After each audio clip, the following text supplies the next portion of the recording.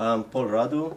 I'm a former ICFJ Knight Fellow, and currently I run an organization called the Organized Crime and Corruption Reporting Project, and I'm a co-founder of the Investigative Dashboard, which is this initiative to help journalists worldwide to have access to data.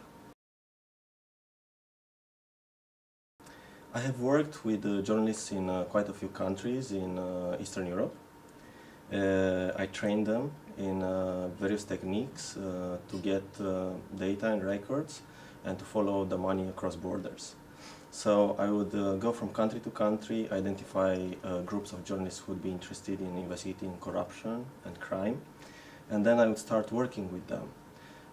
So I shared with them methods, I shared with them tools. We got into sharing software tools, for instance, to process data.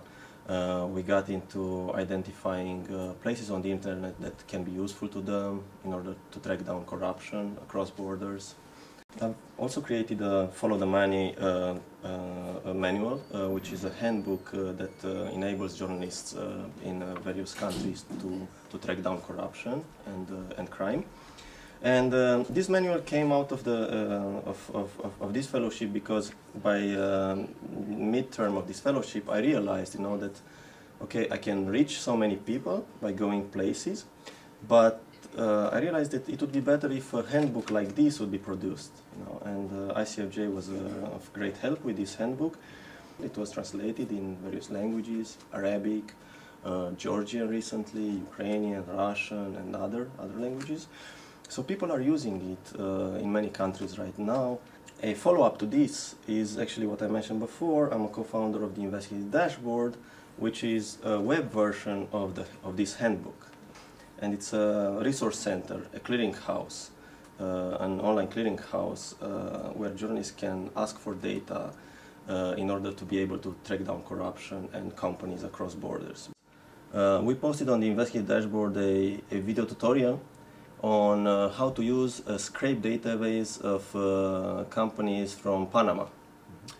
And one Slovenian journalist saw this video and started fishing for information on this database, and he managed to find out that some criminals from Slovenia were actually using Panama-based companies to illegally ship weapons using Slovenia.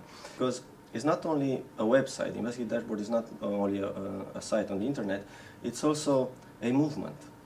What we're trying to do and what we're doing right now is connecting civic hackers, IT people to journalists, so that we have a two-way kind of platform where IT people can point us out to tools that we can use to process information or to get information.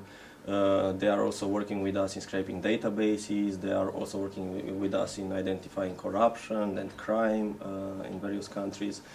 So, in fact, the handbook led to a movement, and because of or due to the ICFJ fellowship, I was able to train people, not only in Eastern Europe, but also in countries like Colombia, for instance, or in Africa. And actually, this handbook, I trained based on this handbook in so many countries after the fellowship was done. So I think this helped lots of journalists, to see the game in a whole new way.